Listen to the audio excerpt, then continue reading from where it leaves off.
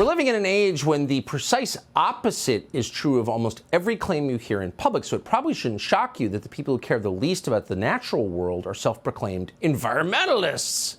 They're happy to wreck it for profit.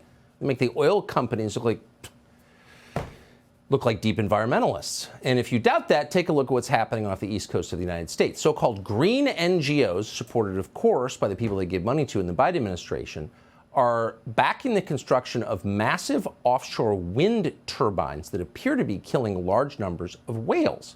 In just the last 2 months, at least 10 dead whales have washed ashore in New York and New Jersey. And on Monday, it happened again.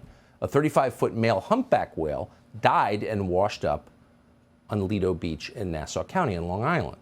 Bruce Blakeman is the county executive of Nassau. He joins us tonight. Mr. Blakeman, thank you so much for coming on. So this seems like one of those stories that, since liberals want to save the whales, or did when I was a kid, you'd think would be getting an awful lot of attention, but it seems like nobody wants to talk about it. Why is that? Well, first of all, I became very concerned when 7 whales washed up on the shores of New Jersey, because obviously we're just miles from New Jersey. Right. And then when I found out yesterday that a whale had washed up on our shores here in Lido Beach in Nassau County, obviously I became concerned because I know that there is construction taking place out in the ocean. And I think that when you have so many of these large animals that wash up on shore dead, that we now have to take a pause and investigate why is that happening. We've got to find that out because sea life is an important part of living in Nassau County. We've got whales, we have seals, we have dolphins, and we've got tremendous fishing here. People move here because they want to enjoy the beaches, the wildlife, and the water. So it's a concern, and it bears investigation.